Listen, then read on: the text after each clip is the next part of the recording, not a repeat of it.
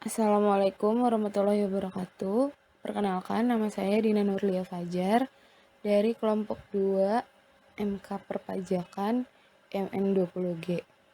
Di sini saya akan mewakili teman-teman saya untuk mempresentasikan sebuah PowerPoint yang berjudul NPWP alias nomor pokok wajib pajak.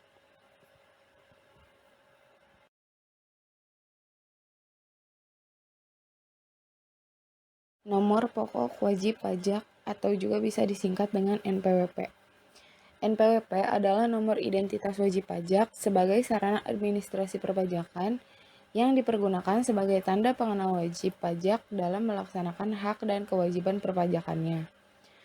NPWP adalah nomor yang diberikan kepada wajib pajak sebagai sarana dalam administrasi perpajakan yang dipergunakan sebagai tanda pengenal diri atau identitas wajib pajak dalam melaksanakan hak dan kewajiban perpajakannya. Selanjutnya adalah fungsi NPWP. Yang pertama yaitu sebagai sarana dalam administrasi perpajakan yang digunakan sebagai tanda pengenal diri atau identitas wajib pajak sehingga kepada setiap wajib pajak hanya diberikan satu nomor wajib pajak. Yang kedua, untuk menjaga ketertiban dalam pembayaran pajak dan dalam pengawasan administrasi perpajakan. Yang ketiga, untuk keperluan yang berhubungan dengan dokumen perpajakan, sehingga semua yang berhubungan dengan dokumen perpajakan harus mencantumkan NPWP. Yang keempat, untuk memenuhi kewajiban-kewajiban perpajakan, misalnya dalam surat setoran pajak. Yang kelima, untuk mendapatkan pelayanan dari instansi-instansi tertentu yang mewajibkan mencantumkan NPWP dalam dokumen-dokumen yang diwajibkan. Misalnya, dokumen impor atau PIB dan dokumen ekspor atau PEB, pinjaman kredit bank, dan lain-lain.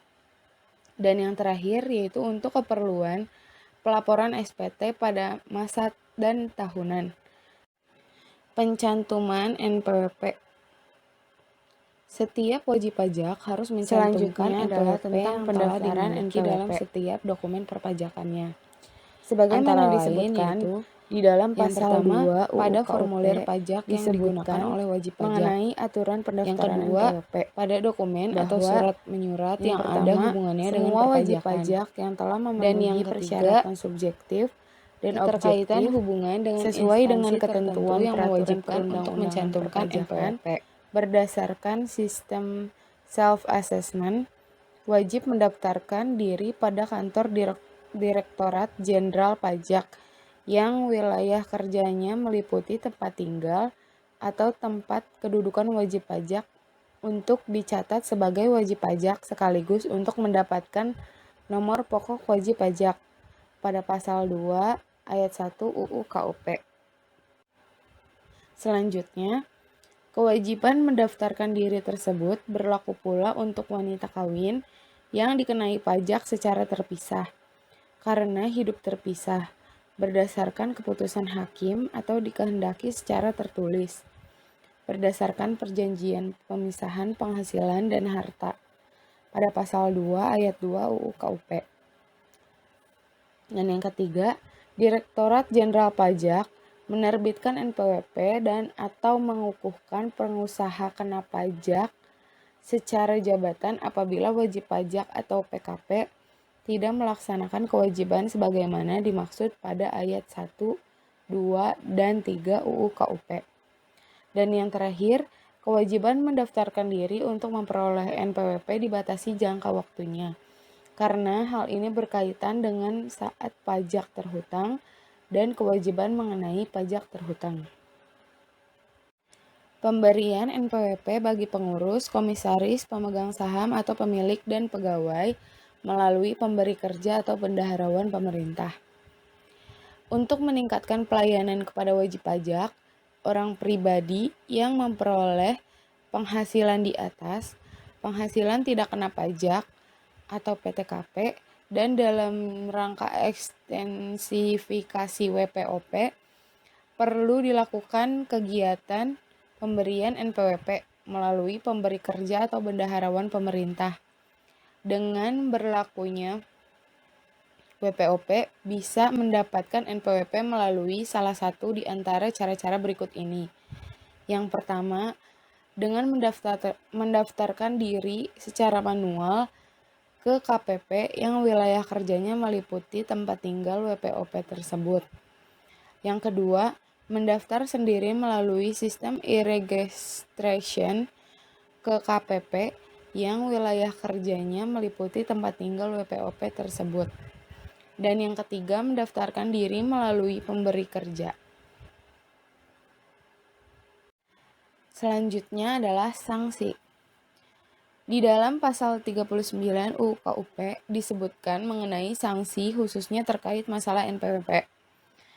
Pada setiap orang yang dengan sengaja tidak mendaftarkan diri untuk diberikan NPWP atau menyalahgunakan tanpa hak NPWP sehingga dapat menimbulkan kerugian pada pendapatan negara, dipidana penjara paling singkat 6 bulan dan paling lama 6 tahun dan denda paling sedikit 2 kali pajak terhutang yang tidak atau kurang dibayar dan paling banyak 4 kali jumlah pajak terhutang yang tidak atau kurang dibayar. Pada pasal 39 ayat 1 UU KUP. Yang kedua, pidana sebagaimana dimaksud dalam ayat 1 ditambahkan 1 kali menjadi 2 kali sanksi pidana apabila seseorang melakukan lagi tindak pidana di bidang perpajakan sebelum lewat tahun, terhitung sejak selesainya menjalani pidana penjara yang dijatuhkan pada pasal 39 ayat 2 UU KUP. Dan yang terakhir, setiap orang yang melakukan percobaan untuk melakukan tindak pidana penyalahgunaan atau menggunakan tanpa hak NPWP sebagaimana dimaksud dalam ayat 1 dalam rangka mengajukan permohonan restitusi atau melakukan kompensasi atau pengkreditan pajak dipidana dengan pidana penjara paling singkat 6 bulan dan paling lama 2 tahun serta denda paling sedikit 2 kali jumlah restitusi yang dimohonkan dan atau kompensasi atau pengkreditan yang dilakukan dan paling banyak 4 kali jumlah restitusi tersebut. Dan pembahasan terakhir yaitu tentang penghapusan NPWP. Penghapusan NPWP dilakukan dalam hal-hal sebagai berikut. Yang pertama, bagi wajib pajak orang pribadi atau WPOP yang meninggal dunia dan tidak meninggalkan warisan. Yang kedua, warisan yang belum dibagi dalam kedudukan sebagai subjek pajak sudah selesai dibagi. Yang ketiga, wajib pajak badan yang telah dibubarkan secara resmi berdasarkan ketentuan peraturan perundang-undangan yang berlaku. Dan yang terakhir, bentuk usaha tetap yang karena suatu hal kehilangan statusnya sebagai badan usaha tetap. Wajib pajak orang pribadi lainnya selain yang dimaksud dalam huruf A dan B yang tidak memenuhi syarat lagi sebagai wajib pajak. Sekian presentasi dari kelompok 2 mata kuliah perpajakan dari kelas MN20G. Mohon maaf apabila banyak penulisan dan kata-kata yang kurang tepat. Sekian, terima kasih. Wassalamualaikum warahmatullahi wabarakatuh.